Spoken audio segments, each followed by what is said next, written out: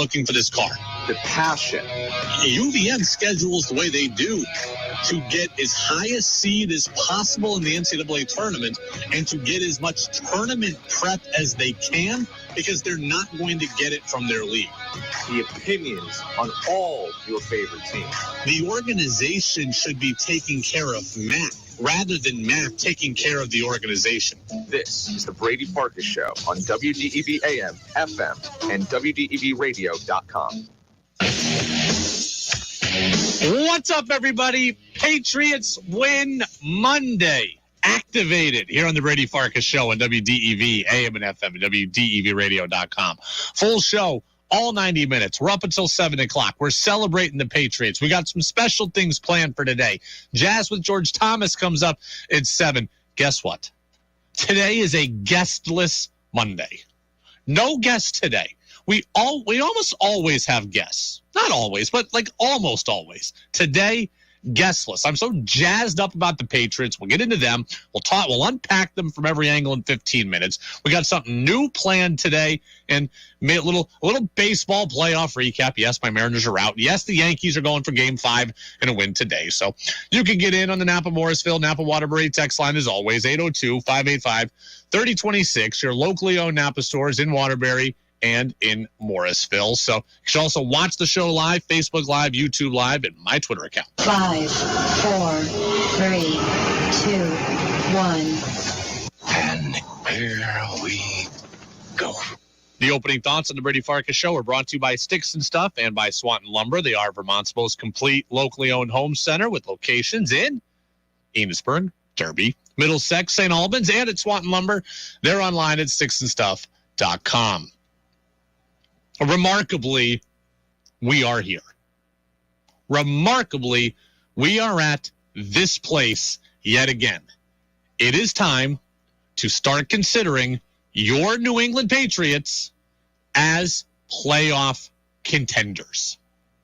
And I never buried them, but when they were 1-3, this spot felt unlikely. When they were 1-3 and your starting quarterback is out, and we're hearing it could be 4 weeks, it could be 6 weeks, heck, it could linger even longer than that. When you're 1-3 and you're staring down that barrel, it felt unlikely we'd be in this place. But after beating the Lions and after beating the Browns 38-15 yesterday in a game you heard right here on this station, and after getting to 3-3 and back at 500, yes, we are here. It is time to start considering the New England Patriots as playoff threats once again. The NFL has a very funny way of not playing out the way that you thought it would. The NFL has a funny way of just changing everything that you perceive and throwing it on its head, right? The schedules, the injuries, the sequencing, all that we thought we knew coming into the season, a lot of it is already in the process of being undone. And as a result, the Patriots are right smack dab in the thick of things. Do they deserve to be there? Maybe, maybe not. But it doesn't matter. The reality is they are there. I mean, look around all that we thought we knew. Okay, Buffalo's really good. Them and Kansas City appear to be the classes of the AFC. That's kind of what we thought. But beyond that, the rest of the AFC is playing right into the Pats' hands. Okay, the Bengals. We were sure that Cincy was better. They're 3-3. Same record as the Patriots. They'll play each other later in the year, and the Pats will have a chance to beat them and perhaps gain a tiebreaker on them. And that game will be at home in Foxborough. Baltimore, who we were sure is better with Lamar Jackson. Now, they beat the Patriots. Yes, they did. But they are also 3-3. Same record as you. The Colts, we were positive with Matt Ryan. They'd be a whole lot better than the Pats, right? They killed them last year with Carson Wentz. Why wouldn't they be better with Matt Ryan? And here they are, 3-2-1, the same amount of wins as the Patriots. The Chargers have the same amount of wins as the Patriots. Miami now has lost 3 straight and has the same amount of wins as the Patriots. The Broncos and the Raiders, 2 teams we thought for sure in that great AFC West We thought they were going to be better than the Patriots, and they both have fewer wins. And then the Jets, who are a surprise at 4-2, you're going to see them twice, and you're going to have a chance to control your own destiny against them and knock them down a couple of pegs.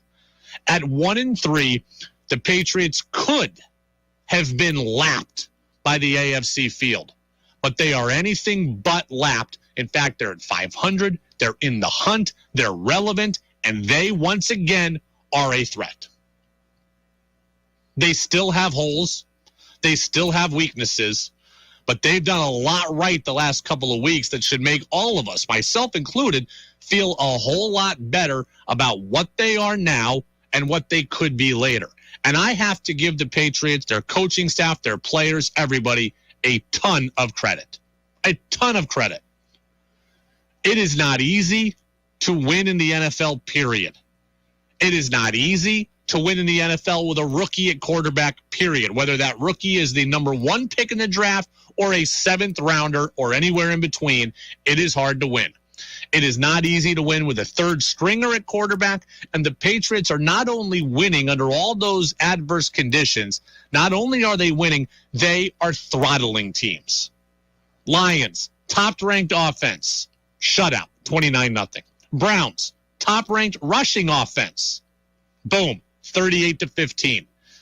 I mean, I get it. They're in the soft part of the schedule, but you can miss me with that argument because the Pats are doing what almost no team does, winning with a backup and, oh, yeah, winning with a backup's backup. I mean, look around the rest of the NFL at what goes on.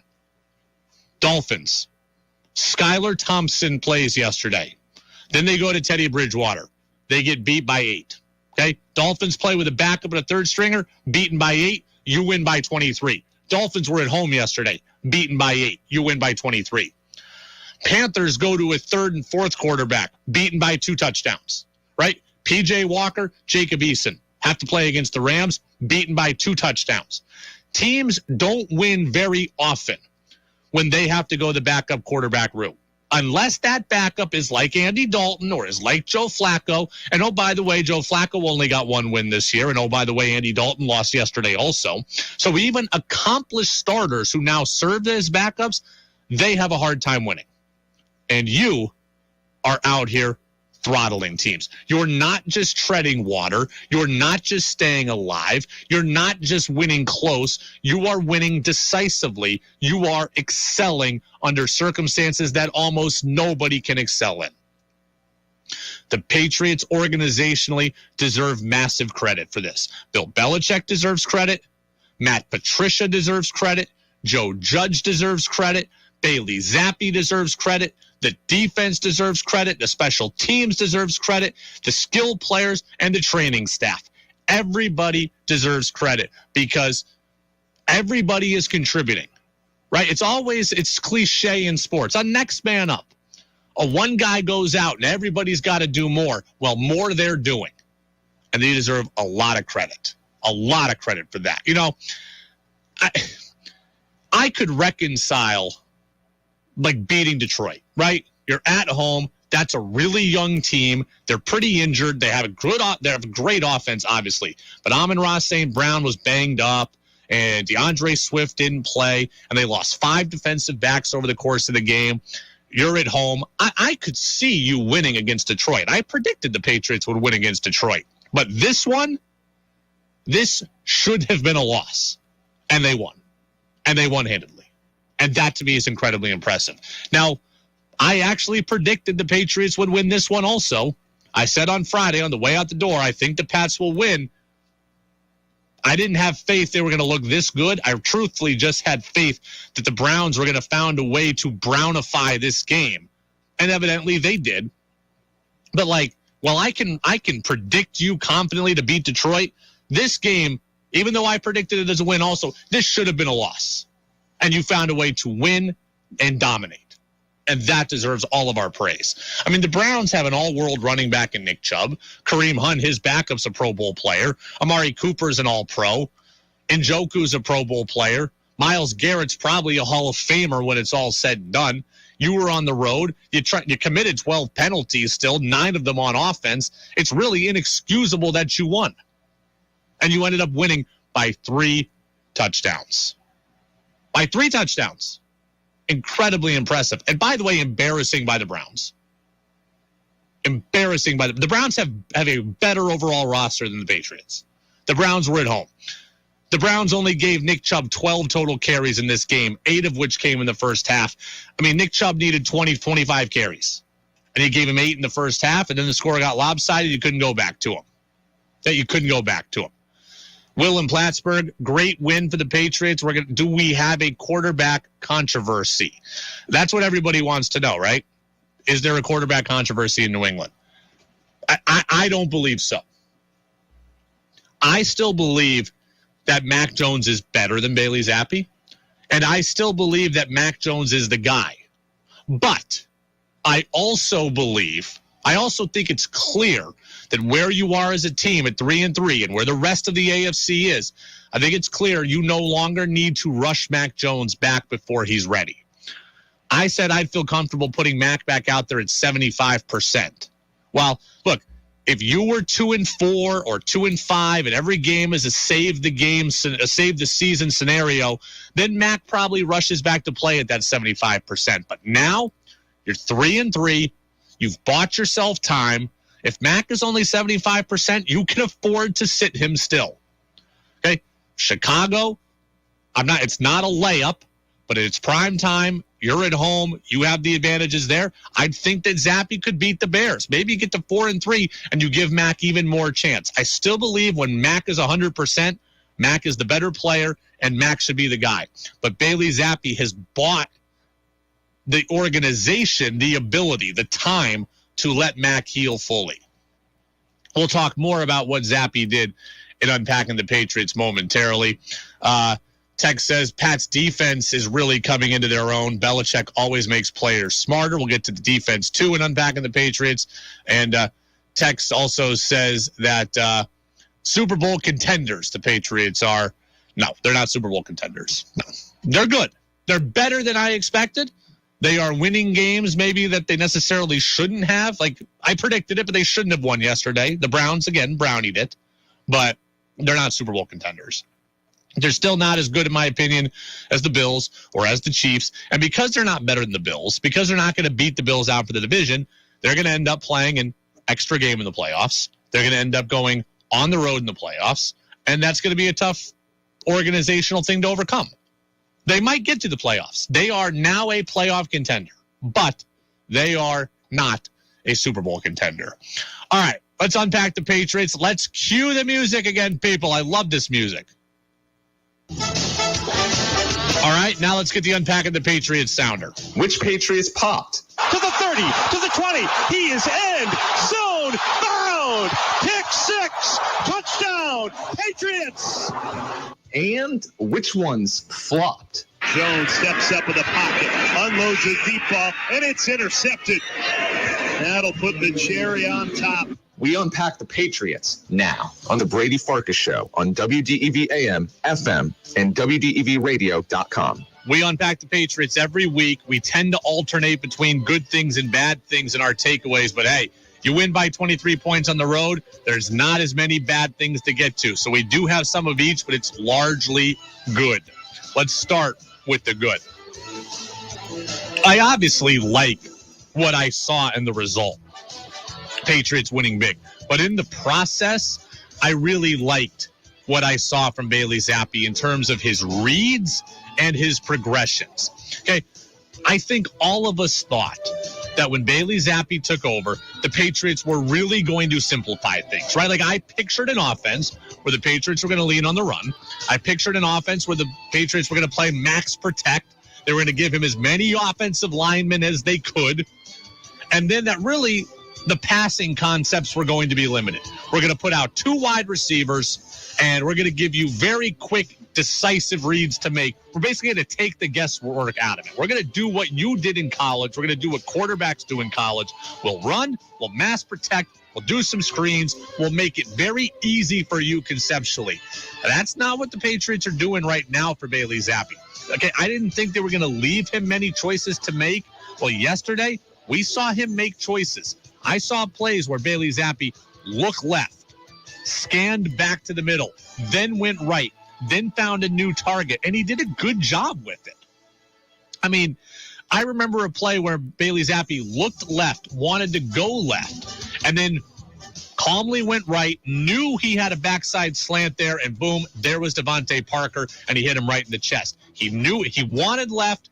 It wasn't there. He quickly went back right, and he knew where his guy would be. And then even though it wasn't a touchdown in the first quarter, the play where Hunter Henry stepped out of bounds, right? He caught the ball, but he had come out of bounds. It was illegal touching. Even that was a good read by Zappi. He looked one way, he scanned, he stepped up, he rolled out, kept his head up. Boom. That's very impressive for a young player.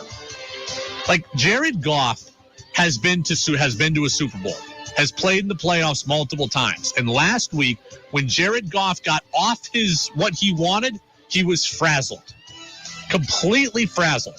And Bailey Zappi wasn't. I saw him step up in the pocket multiple times. I saw him roll out. I even saw him spin dangerously down by the goal line. Like, he just did a good job of going through reads, going through progressions. He played the position. And,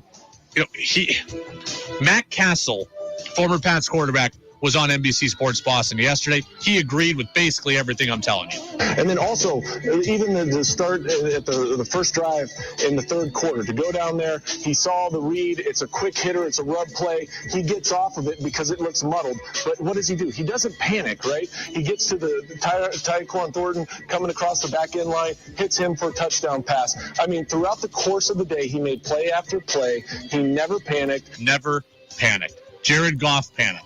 And again, Jared Goff's been to a Super Bowl, nearly won one, multiple playoff wins, on the road, hostile environments. And Bailey Zappi found a way to remain composed. All right, let's go with the bad here. Again, there wasn't many of them, but let's go with a bad takeaway. I really wish the Patriots would have gone for the touchdown on their very first drive. Okay, remember, Pats got it down inside the 5. Couldn't score. They benefit from a pass interference. Now it's first and goal at the 1. They run with Stevenson, don't get it. They run with Stevenson on second, they don't get it. Henry steps out of bounds on third. It's fourth and goal at the 1. The Patriots kicked the field goal with Nick Folk. I wanted to see the Patriots go for it. And the reason being is going for it just seemed to make all the sense, okay? It would have benefited the Patriots on all fronts. Okay, let's follow this logic here. You tell me if you agree. 802-585-3026. If the Patriots score the touchdown, fourth and goal at the 1, if they score the touchdown, obviously that's great. They're up 7-0. That's huge. But if they don't get it, at the very least, they've started a great field position battle. By kicking the field goal, they forfeit that, okay? I don't know on the first drive how the game is going to play out. So I'm thinking initially with Bailey Zappi, low-scoring game, on the road, ball control, field position, and I'm thinking if I don't get it on 4th and 1, I'm setting myself up perfectly. Cleveland is 99 yards away from the end zone for a touchdown. They're 65 yards away from being in field goal range. I got to like my odds defensively there, that if I don't get it, I can pin them. I can keep them there, pin them deep, win the field position battle, get the ball at midfield, and now I give my offense a chance again from at the 50-yard line or closer. Instead, you go up 3-0, you kick it off. They're 75 yards away from a touchdown instead of 99. That would give them the lead.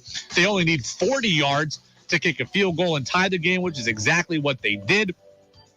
I would have rather gone for the touchdown, get the 7, or set up the field position battle to where they're 1,000,000 yards away. I can get the ball back again fairly quickly, deeper in their territory, and I can go at it again. 802-585-3026. That's what I wanted to see. From a coaching standpoint, that was the one thing I didn't love from the Patriots yesterday. Let's go back to the good. More praise for Bailey Zappi. He really did do a great job at spreading the ball around. 7 different players, not named Bailey Zappi, caught a pass. 2 different players caught touchdowns. We didn't see that earlier in the year, right? Earlier in the year with Mac, and I like Mac. I don't love him. I like him. It was let's force it up to Devontae Parker or let's get our safety blanket, Jacoby Myers. Well, yesterday, you saw everybody on the offense get involved. I mean, Hunter Henry might as well have had his face plastered on a milk carton all year because he's been lost. He had 4 catches, 61 yards yesterday, and he finally got in the end zone. Colt McCoy and the coach, Eric Mangini, 3rd and 1. And he's right on the screws, and here they go. And that is a touchdown, Hunter Henry, wide open.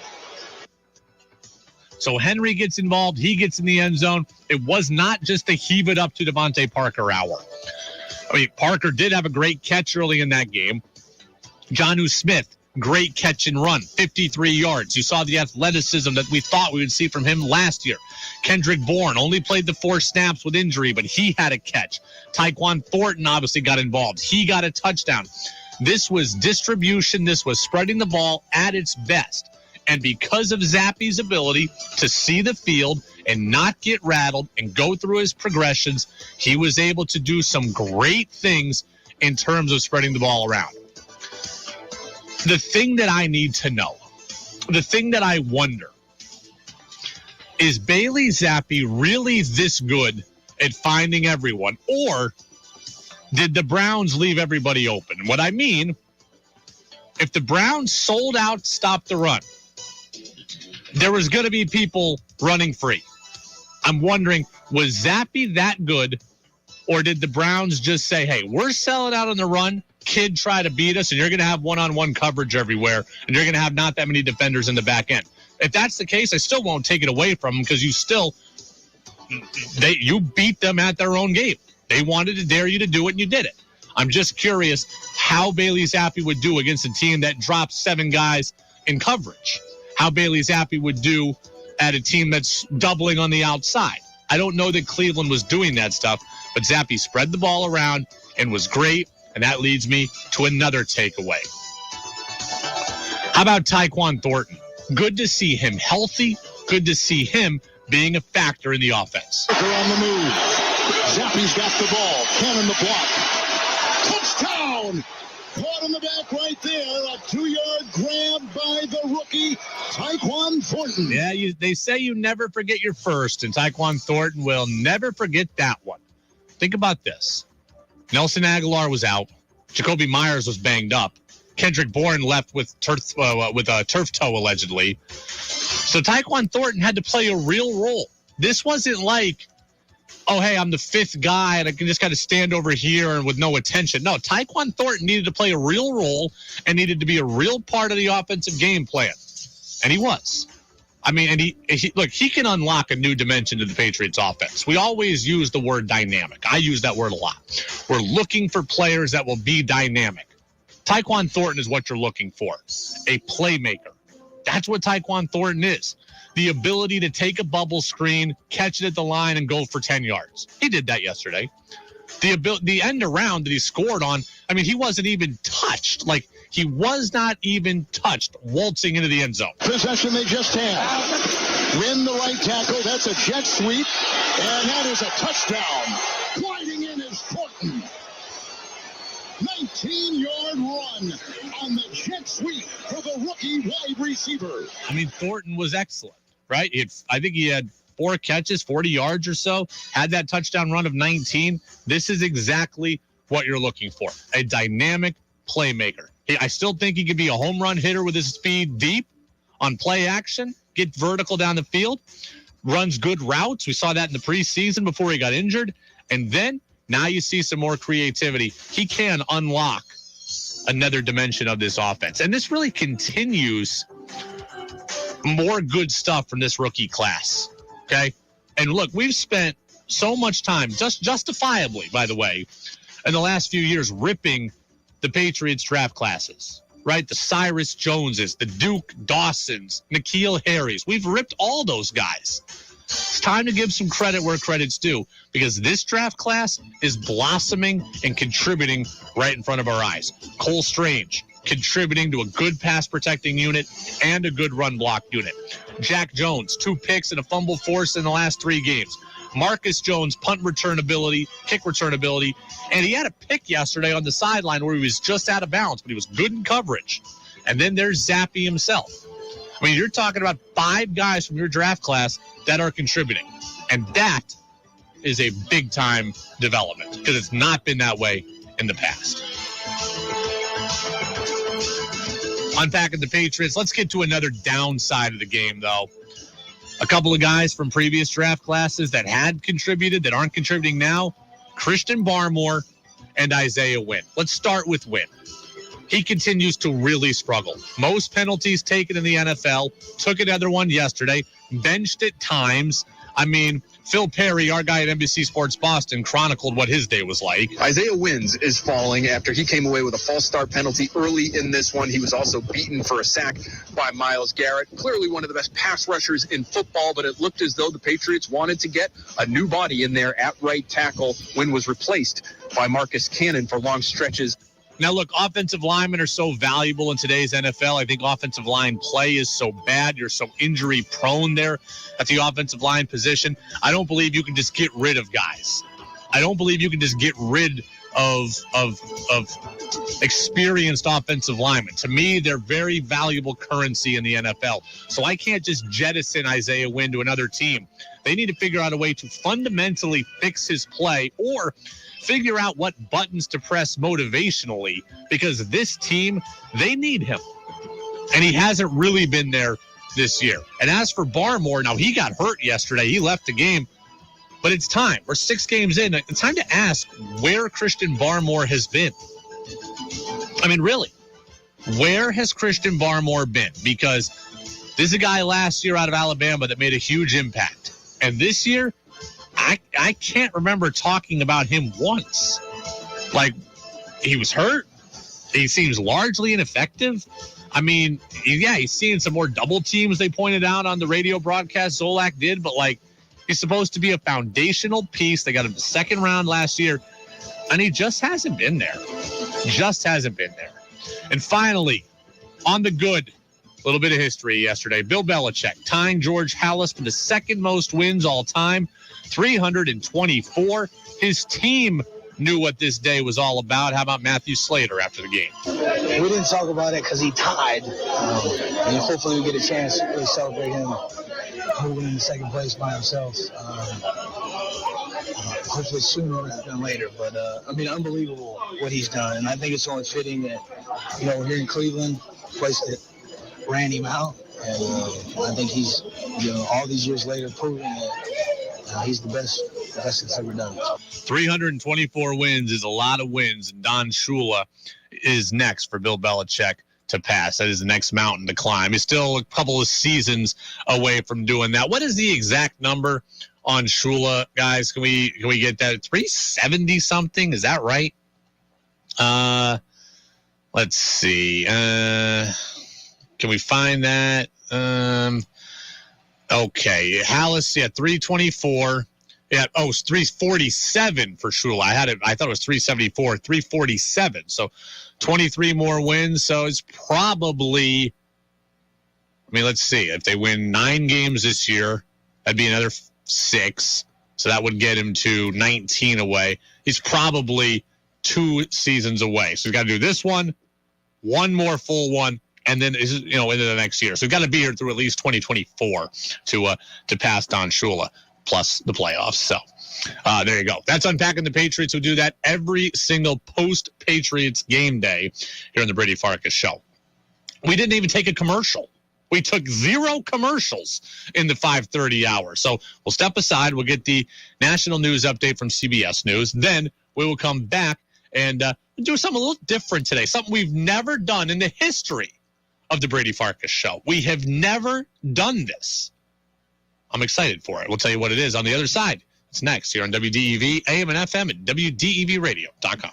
This is WDEV, Vermont's news station, owned and operated by the Radio Vermont Group. From the top of Sugarbush, 96.1 FM, WDEV Warren and Waitsfield, 96.5 W243 Barrie, 98.3 W252 CU Montpelier, along with our founding station, AM 550 WDEV Waterbury Montpelier, streaming at WDEVradio.com. 91 years of serving Vermont, the friendly pioneer, WDEV. This is CBS News on the Hour, presented by Liberty Mutual Insurance. I'm Monica Ricks in New York. Deaths are climbing now in Kyiv as Russia ramps up drone attacks in Ukraine. CBS's Skylar Henry has details. As police took aim at drones in the skies over Kyiv, civilians scrambled for cover. Ukraine says the Russians have stepped up attacks with suicide drones which explode on impact. A drone destroyed an apartment building in the capital. At least 4 people also died when a Russian warplane hit another apartment building in a nearby port city. CBS's Mary Alushnia. 5 floors of the apartment building were on fire. The higher floors had essentially collapsed, and in total, about 45 apartments have been damaged. The White House has condemned the attacks. The Education Department's now accepting applications for President Biden's student debt relief plan. More than 40 million Americans can stand to benefit from this relief. And about 90% of that relief is going to go to people making less than $75,000 a year. A U.S. Senate seat is up for grabs now in Georgia, where people are hitting early voting polls. I think the idea of Medicaid expansion is so important, and I believe we'll get that with Stacey Abrams and Raphael Warren. So I voted for Kemp in the governor race. I think he's done a great job. I think we've avoided a lot of the struggles that the rest of the country is facing. Polls show Warnock has a slight lead over Walker in the Senate race. In the governor's race, Brian Kemp leads Stacey Abrams, and they'll hit the debate stage in about an hour.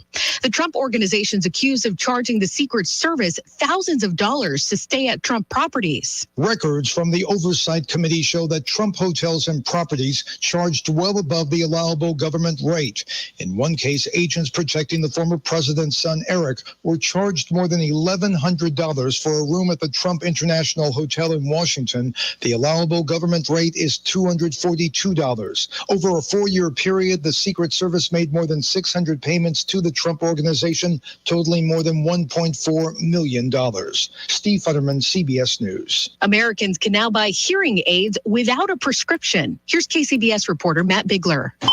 At major pharmacies, hearing aids are now available without a prescription. That's great news for senior Lawrence Van Dyke, whose hearing isn't what it used to be. Because I can tell it's going fast. It would be nice to be able to get these just over the counter. Yeah, it's easier. It's also a lot cheaper, hundreds as opposed to thousands of dollars. Taxes are due today for about 19 million Americans who filed an extension. The IRS says most had issues related to COVID stimulus payments and the expanded child tax credit. This is CBS News.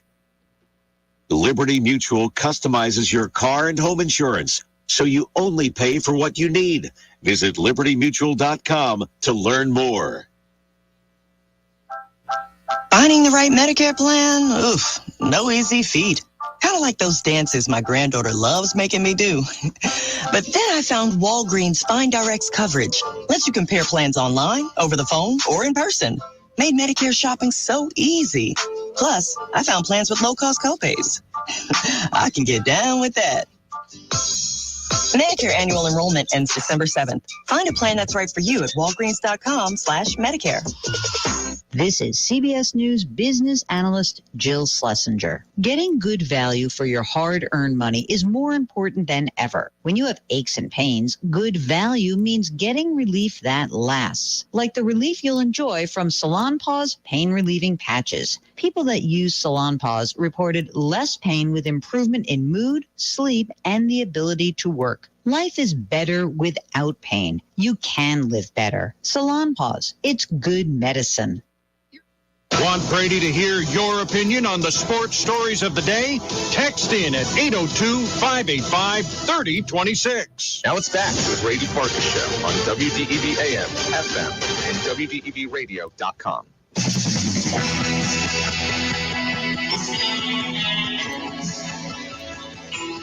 Welcome back in, Brady Farkas Show right here on WDEV AM and FM and WDEVradio.com.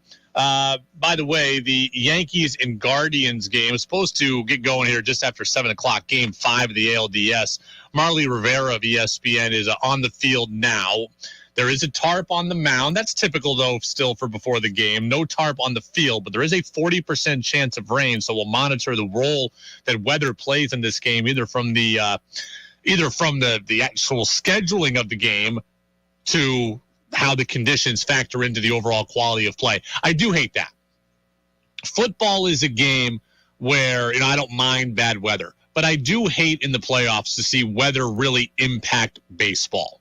Again, football, I don't have as big a problem with it. I understand that football can, be neutralized by weather, and that kind of stinks too. But football is a game where the weather is kind of baked into the mythology of the sport. Baseball is not that way. Like, I hate the idea of a Game 5 winner-take-all being decided because, some third baseman can't throw the ball because it's covered in it's just covered in wetness. I hate the idea that the pitcher can't get a feel for his curveball and hangs one because of moisture on the ball. So I do hate that.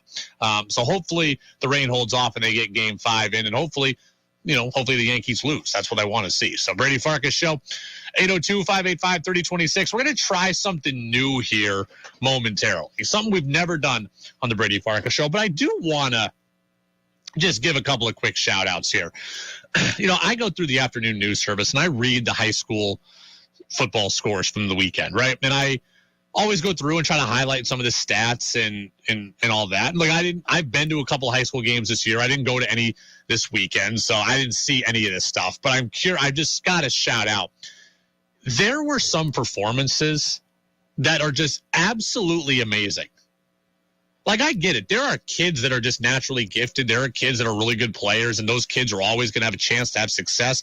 But some of the stat lines I saw out of this week's high school football games, I mean, my God. So St. Johnsbury scored 56 points. And this kid, Quinn Murphy, had 6 touchdown passes.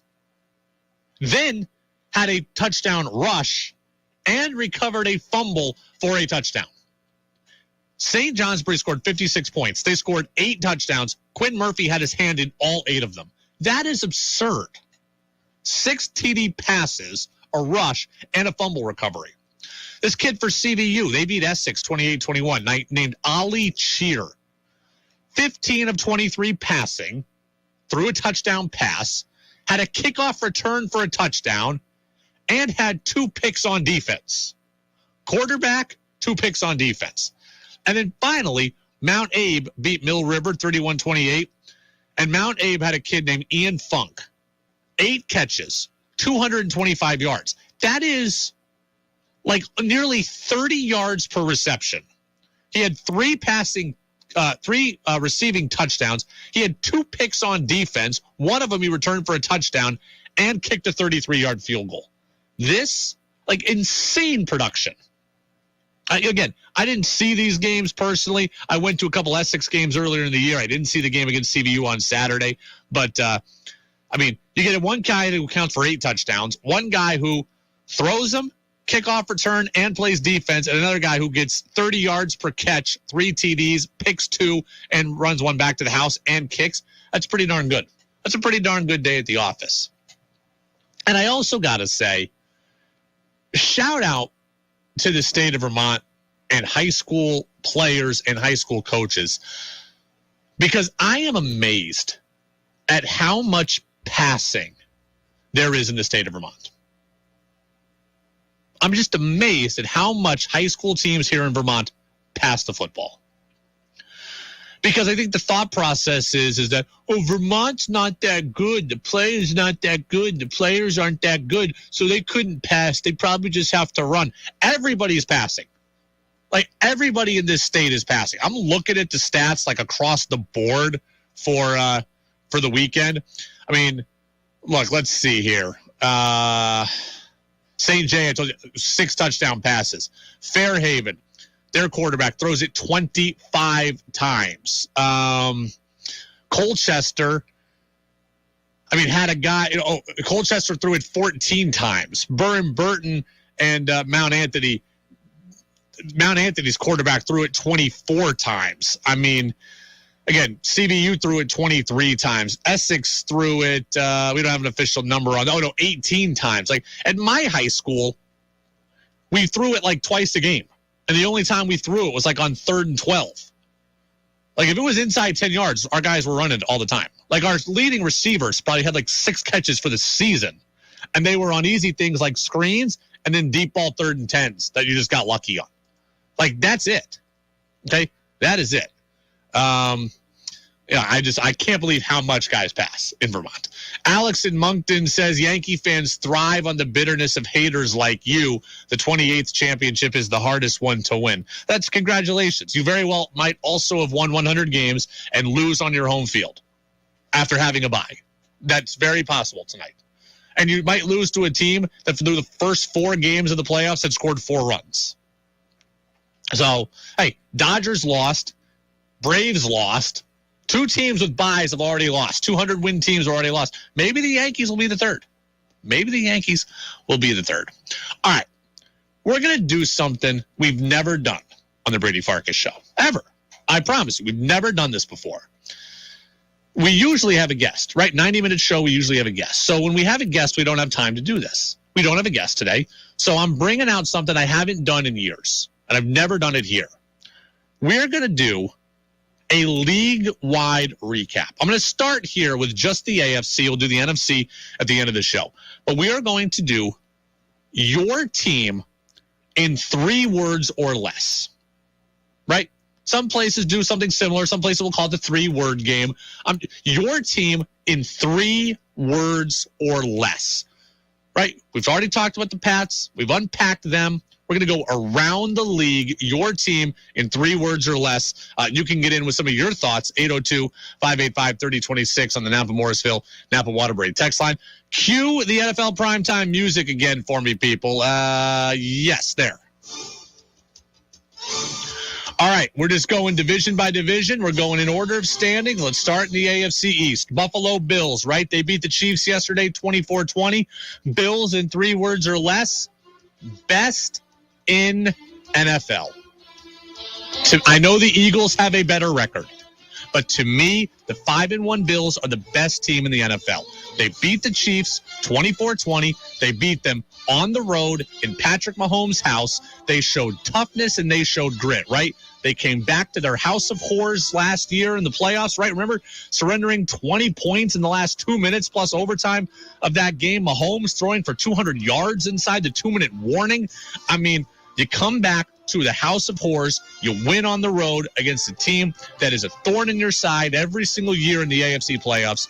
You score a huge touchdown before half, a huge pick to end the game, and then, look, your defense stepped up too. Von Miller, second 2-sack game of the year, 4 tackles, 2 quarterback hits, a couple tackles for loss. He pressured Mahomes on the game-ending interception. I think the Bills are the best team in the league, and Jay Williams of ESPN Radio agrees. Their defense is what won that game for them, too. I mean, Von Miller made a play, that sack on Patrick Mahomes. When they had a chance 3rd down, they could have iced out the game, right? I mean, I don't know how long that dude runs around in the pocket and moves around. He's like Houdini, but they found a way to get him down, and that's what led to them ultimately having a chance on the offensive end. Look, I know the Eagles are a really good team. They're complete. I think the Bills are the best team in football right now. I agree completely. That's why I said Bills 3 words, best in league. New York Jets, second place AFC, 4-2. They beat the Packers yesterday, 27-10. 3 words, huge step forward. The New York Jets just went on the road into Lambeau Field and beat the Packers, a team that got to the NFC, was the number 1 seed in the NFC last year. They beat them by 17 points. This wasn't the Jets winning flukily and winning 20-17 or winning 14-10. They kicked their backside. They went on the road and they won by 17 points. Aaron Rodgers and the Packers had won 15 straight home games in the regular season. Jets ended it. Matt LaFleur and Aaron Rodgers had never, ever lost back-to-back games before. The Jets ended that too. They went in there and spanked them, especially in the second half. I told you this game was a huge litmus test for the Jets as a whole and for Zach Wilson. Wilson struggled, but the Jets certainly showed something all around him. It was a great complimentary game, right? 2 rushing touchdowns, 4 sacks on defense, a blocked punt and a blocked field goal, and then Breece Hall had 116 yards rushing. It's the first 3-game win streak for the Jets since 2019. They won their last 2 games by a combined score of 67-27. 67-27. Dolphins, they lose yesterday to the Vikings 24-16. 3 words, they need Tua. Right? Not a coincidence. Tua gets hurt. They've lost all 3 games that he hasn't been around in for the whole time. There's all this hate for Tua. People don't think Tua's any good. People can't stand Tua. Tua's on the chopping block. Who can we get to upgrade Tua? Can we bring in Brady to get rid of Tua? Well, guess what? They're 3-0 when Tua plays. They're 0-3 when he doesn't. Haven't moved the ball with any consistency or regularity since Tua got hurt in week 4. The line wasn't very good yesterday. 23 pressures allowed by the Dolphins. They got to fix that too, but they need Tua. Patriots, we talked about a lot, right? At 1-3, they could have been dead. They're not. So instead, thick of things. That's where they're at. Thick of things. If you want to hear more thoughts on the Pats, full show podcast, Apple Podcast, Spotify, WDEVradio.com. Let's move to the AFC North. Bengals are at 3-3, tied for first place. My 3 words for them: who are they? Hey, the Bengals mantra is who dey? I'm saying, who are they? We're 6 games in, and I still don't know. Are the Bengals the team that went to the Super Bowl a year ago that I thought were going to be kind of perennial AFC contenders? Or are they the team that lost 2 games to backup quarterbacks and almost lost a third yesterday to Andy Dalton? Good win for Burrow. Good win for Chase. It's where they played their college ball in Louisiana. It's a win they needed to have to get back to 500. But still, I mean, they beat the Saints by 4, and the Saints were missing everybody. Jarvis Landry didn't play. Chris Olave didn't play. Michael Thomas didn't play. They were beat up on the defense. I mean, the Saints had nobody yesterday and only lost by 4. So who are the Bengals? Baltimore Ravens, 3 words: too many lapses. Ravens could be easily 5-1. Instead, they're 3-3. They blew a 20-point fourth quarter lead to Miami and lost. They blew a 17-0 lead against Buffalo and lost. And they collapsed late yesterday against the Giants. They had outgained the Giants by 150 yards plus in the first half. They were up 10 with 10 minutes to go and found a way to lose again. They have the talent. They have the superstar in Lamar Jackson. It's a winnable division they should be running away with, but instead, they are not. Too many lapses. Browns, 2-4 in the AFC North. 3 words: waiting for Watson. Browns have a very good roster. In fact, they have a really good roster. Really good players. Nick Chubb, Kareem Hunt, Amari Cooper, David Njoku, a good offensive line. Number 1 rushing attack, Myles Garrett, Denzel Ward. They've got good players up and down that roster. They shouldn't be 2-4. At this point, they're waiting to see how good they are with Deshaun Watson. Okay, we don't have to like Deshaun Watson. We don't have to like that the Browns got him, but they did, and he's going to be their quarterback in the future, and I'd like to see how good they are with them. They shouldn't have lost to Atlanta. They shouldn't have lost to the Chargers, and they shouldn't have been blown out by the Patriots. They're too talented for that. And by the way, they went 2-4 against Baker Mayfield, Joe Flacco, Mitch Trubisky, Marcus Mariota, and Bailey Zappi. Like, they're going to see Lamar Jackson, Joe Burrow, Tua, Josh Allen, and Tom Brady next. It's only going to get worse for Cleveland from here. Their season's not over right now, but it's not looking so good. 3 words or less: Pittsburgh Steelers, who shocked the Bucs yesterday 20-18. Good for Mitch. Good for Mitch. Good for Mitch Trubisky. I love redemption stories. I'm a sucker for a Disney story. I'm a sucker for a feel-good story. I'm a sucker for a comeback story. Mitch Trubisky was benched a couple of weeks ago for Kenny Pickett, and he came in and he went 9 for 12 for 144 yards and led a touchdown drive in the fourth quarter. Kenny Pickett got hurt. Kenny Pickett is still probably the guy, and that's fine. But Mitch Trubisky got up off the mat for a team that benched him and completed 75% of his passes, beat the GOAT, and delivered a touchdown drive that was needed. I give a lot of credit to guys who can do that. And I've always thought Mitch Trubisky got a bit of a raw deal. No, he's not great. Did he ever deserve to be the number 2 or 3 pick of the draft or whatever he was? Probably not. But I don't think he's as bad as he's been made out to be. And look, I feel for guys who haven't had great coaching and haven't had a whole lot of belief in them. Look, is Daniel Jones the best quarterback in the league? No. Brian Dable comes in, 5-1. Jared Goff, is he the best quarterback in the league? No. When he's with Sean McVay, Super Bowl. Jimmy Garoppolo, Super Bowl NFC title game. The average quarterbacks can still get it done when they're in good situations, and Mitch Trubisky has never been in a good situation. He's still not in a great one here in Pittsburgh. He probably is going to be benched again as soon as Pickett's healthy, but good for him that he's able to get off the mat and go and beat Tom Brady. Let's move to the AFC South. Colts win yesterday, beating the Jags. They're in first place. Say, Ryan with time, ... I'm cheating on this one. Ryan with time. When Matt Ryan has time to throw, he's a much different quarterback, and they're a much different offense. Okay, Michael Pittman Jr. had 13 catches for 134 yards. Alec Pierce had a game-winning touchdown catch. Matt Ryan threw it 58 times. That's not ideal, but they didn't have Jonathan Taylor or Nyheim Hines. So he did not get sacked for the first time all year. His pocket presence was better as a result of not being hit constantly. He threw for 389 yards. He threw for 3 touchdowns. He completed 42 passes. When he has time to throw, life looks a whole lot different there for Matt Ryan. Tennessee Titans, where are they? They were on the bye week. I have no thoughts on them right now. Derrick Henry's not having the year that he had a year ago, but Ryan Tannehill started to right the ship a bit. Thought they were done. I think they started out 0-2, right? No A.J. Brown. They get beat by Buffalo. They get beat week 1. Well, here you go. They're back into it, but where are they? Jags.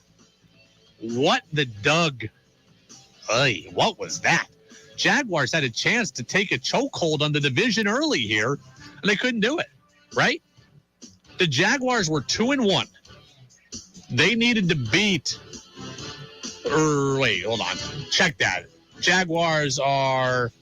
Let's see, they were 2-1, I think. Yeah, I think they were 2-1. They had to beat Houston, and they had to beat the Colts, who they'd already smoked, to take firm control of the division, and they lost to both of them. You can't do that. You can't. They're now 1-2 in the division. It's going to be hard to make up games in the division. They haven't beaten the Titans since 2013 in Nashville. Like, they've been beaten here by... Not good. What the Doug? Texans. Nick Casario's team. Texans were on a bye week also. They fired their guy, Jack Easterby, today, kind of at the top of their football personnel department. He's a former Patriots staffer. He's out. Nick Caserio firmly going to implant himself on that team and on that organization. We'll see the Texans next week. Finally, Kansas City Chiefs. No shame there. Bills, to me, are the best team in football. Chiefs are really good, too. No shame in losing to Buffalo. No shame in losing when you were banged up, right? Chiefs played without 2 of their 3 top corners, played without one of their top safeties, played 2 rookies at corner. No shame in losing that matchup, right? Juju Smith-Schuster still had a big day. Chiefs still scored 20 points. Defensively is where they were hurting. It's a possible playoff preview. No harm there, or no shame there. Chargers. 4th down madness, question mark. I'm just waiting for what happens today. Brandon Staley just plays Russian roulette out there. Chargers make crazy decisions on 4th down every week. We'll see if it costs them today against Denver. Broncos, 2-3. Questions about Russ. What's up with Russell Wilson's accuracy? Why doesn't he get along with his teammates? Is he one of the guys, or is he just out on an island? Can he see over the line of scrimmage? Why can he not complete the whole route tree or throw to the guys on the whole route tree? Questions about Russell Wilson. And finally, the Raiders. Honeymoon already over. That's it. Honeymoon already over. Josh McDaniels is knee-deep in it right now when it comes to the Vegas fans. Whew. That was your NFL team, AFC style, in 3 words or less. Look, I would take a little feedback on this, right? We're going to do the NFC, okay? We're going to do the NFC at the end of the show. And I'm curious how you guys feel about that, because I used to do that all the time. And I used to love doing your team in 3 words or less. When you have a 3-hour show, it's different, right? Like, you can spend, like, that took us probably 10 minutes to do, 12 minutes to do. Are you guys down with that? Should I scrap that? Should I bring that back next week? Should we never have a guest on Monday so we can just do 3 words or less? I don't know. But I put it out to the people because I like it. It's fun for me, but I know it can take up some time. So We will do the NFC. Let you continue to get your thoughts in on that. Texter says, I love 3 words or less. Calvin Coolidge, our Vermonter president, said, a reporter said they could get Calvin Coolidge to say more than 3 words. The president said, you lose. That's only 2. It's a good story. I don't know if it's true, but it's a good story. It's a good story. So, if you like 3 words or less, let me know. If you don't like 3 words or less, let me know. That's fine, too. I'd be very, very curious about your thoughts on that. So, 802-585-3026. Let's just rip the Band-Aid off, get to who's saying what, call it a day. Whoa. What did he say? They have an expensive but totally unimpressive receiving core, and they have at absolute best, at most charitable, the 9th best quarterback in their own conference. They really said that? Every damn thing is politics and race, and I'm losing my mind over it. It's time for Who's Saying What on the Brady Farkas Show on WDEV AM, FM, and WDEVradio.com. Who's Saying What is brought to you by Vermont Laser Wash. That's Central Vermont's home of unlimited car washes. So if you want unlimited car washes, just $20 a month, right? If you want one free car wash as a test drive, just text the word Vermont to the number 30, followed by 400. Again, Central Vermont's home for unlimited car washes is Vermont Laser Wash. An update on the Yankees game. The Game 5 against the Guardians will start in a delay. They're going to reassess at 7 o'clock, and we'll figure out what happens there. Look, I like that. Again, I don't want to see the weather decide things. I don't want to see the weather impact things early, where one team pitches in pouring rain and one team pitches in clear skies and sunny. I'm not interested in that. I want to see the best players solve things here.